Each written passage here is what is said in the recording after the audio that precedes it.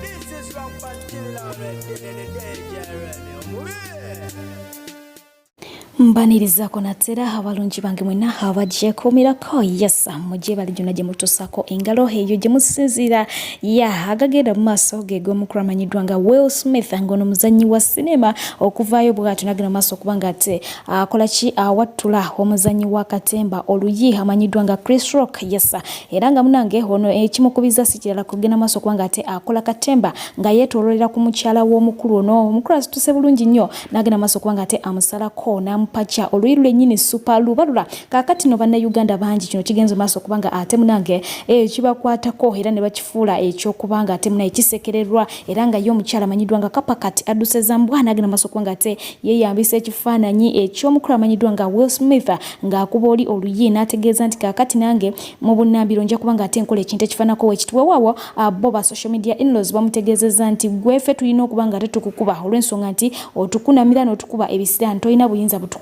so nga ate abagete bakomyawo bagenze maaso kubanga balabula omukulu amanyiddwa nga MC Mariachi ne bagamba nti oyo naye asana kubanga ate awuttulwamuko ng'oli munnakatemba munne Chris Rock wagenze maaso kubanga ate awuttulwa ne bamutegeeza nti ayina nnyo olugezigezo olwokubanga ate asaagira nnyo ku banne ne bakaaba nne ate nga n'omukulu amanyiddwa nga Kaiza yes naye bagenze maaso kubanga ate munange bamulabulirayo ku nsonga eyo ne bamugamba nti naye asana kubanga ate akubwamuko tyagenda maaso kubanga ate abuuza abaserebu b'eggwanga ly'e Uganda ebibuuzo ebitakwatagana ebo oluusi ebitayamba nansi kwegamba ebireetawo embeera y'akamanyiro bwe batyo bagenze maaso kubanga ate babalabula nti essaawa yonna bajja okubanga ate baddako kubanga bafuna ekyo kakati no ye omuto amanyiddwa nga Suubi nakaye agenze maaso kubanga ate alabikirako mu katambi nga annyonnyola taata we omukulu amanyiddwa nga Robert Kyagulanyi Ssentamu muyite Bobi Wine ku biki byennyini ebigenze maaso kubanga ate bibeerawo mu katambi ako era nga taata n'omwana bagenze maaso kubanga ate balabikako nga bakaayana ku nsonga eyo ng'omwana agamba nti Will Smith kyakoze kikyamu ate nga ye taata agamba nti nedda waliwo ekisukka kyakoze kibadde kiki kituufu kankwe atobere nga wekkanya mwana tu onyumirwe. So Taata, Will Smith slapped him. It's because he was making fun of Will Smith's wife. She shaved off her hair. And he was making a joke about it.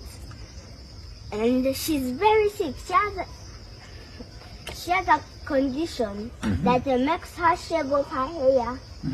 Do not make that condition spread. So she shaved off her hair and he was making fun of it, and then Will Smith got all his energy. You see this muscle? That's bigger like this much, and he slapped. He stood there, not even falling down, not even touching his cheek, just stood there, like just stood there. Standing there looking at him, and that was on live television. What? Yes. So tell me what you think of that action. Taata, I don't think that was necessary.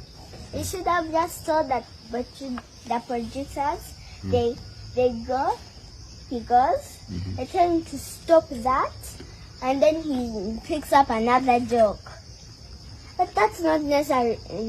That's not necessary to slap somebody on live television. I know it's wrong, but Suubi, I think there's certain things that are too much. Imagine somebody making fun of Mama in front of me.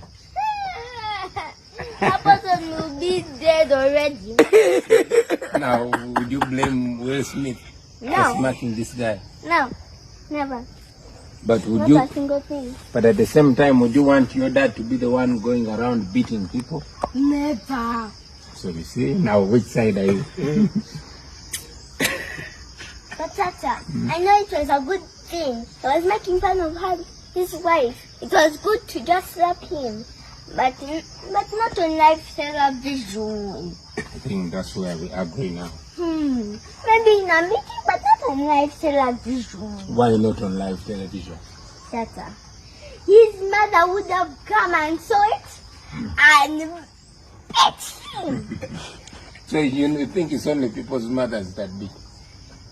Yes. Yo mubaka omukyala wa Mukono district amanyiddwa nga Namboze havuddeyo bw'atyo n'agenda maaso kubanga ate akaalamukira omukulu amanyiddwa nga ofwono opondo era ngono talina bigambo biwoomu eri omukulu ono bagamba nti akuddira mu luyimba taluwoomya ngira kubanga ate mukuwa omwewulireko ng'agenda maaso kubanga ate amukalakata. ebigambo by'owandiise ku Ssaabasajja Kabaka tebirina magezi oluzungu lwo lulungi naye content teriimu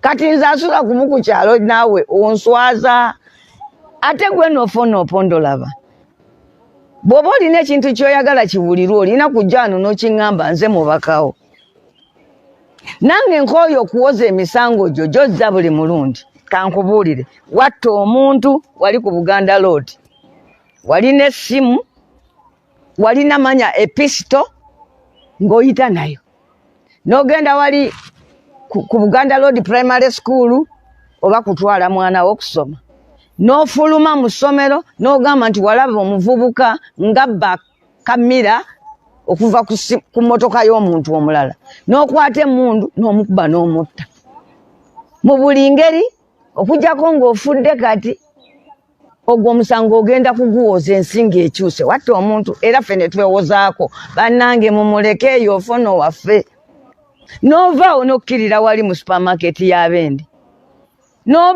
n'onyaga obuntuntu obw'ekito obuswaza era ne tuddayo mu Uganda ne twegayira bannange mu musonyi ofoono si mubbi bubbi naye obubbi abulinanga bulwadde nti asobola n'okyama mu maka g'omuntu nabba ekisiimuula ye ekintu kyalina nti nina kyenzibye abantu be batyo baba balwadde liringa buba abasawo banyinyonnyodde nti omuntu bw'ataba yagwa eddalu omanyi wano mu Uganda abantu bangi nnyo balina mental problems naye nga tetumanyi ffenna twagala kujjanjabwa abasawo batugamba nti ofoono opondo kubanga twali tugamba naye ofoono omuntu alina sente abba atya ndaweya natugamba nti kati oyo tabba kufuna obubbi bwe bulwadde era mumusaasire mulwadde asobola okukyama awaka nabba olweyo nadduka nalo olidde asobola okuyingira mu kabuyonjo nabbamu ka toilet paper nadduka nawo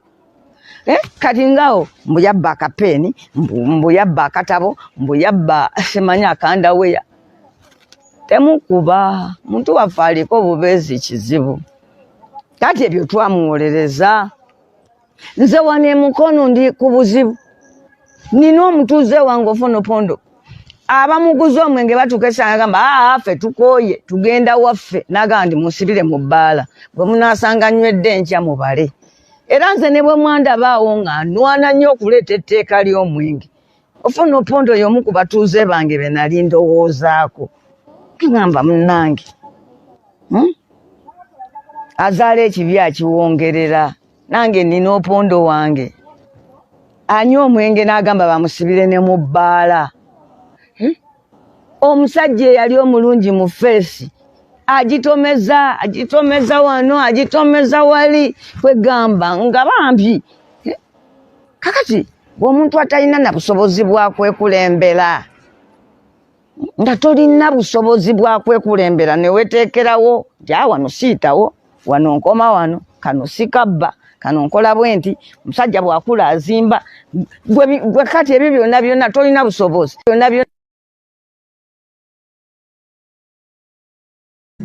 wewe nkobaimu abantu baidinda iganga bojirimba retoro komoli nebitonde biriraniyewo kambandule clouds one disco ngeno nempyaka aidio kumenediruwo balina ebyuma ebiriko mulembenga byatusibwa kuva mu Iwanga eri America balini ba DJ abakugu abatendekebwa mukugu DJ Farouk okuva mu Los Angeles California United States of America balina emizindalo ejikuba jasanikira kyalo kyona okwoza nebitala ne disco lights edimulisa wabona buli kimwe ekikweto olina mukolo gwa kwandula mbaga mazalibwa oba baby shower olina political rallies street bash byonna obikwasaganya batukire ku namba yaibwe yesimu ngobita manager Faizo 072409 oba yogera ne kabwe jumbira nkobo mu bedemweni DJ Farouk ngobita ku WhatsApp plus ndala musanvina musanvibiri itani biri ina ibiri musanvi 3 toikiriza kyalo kugeya mukolo gwo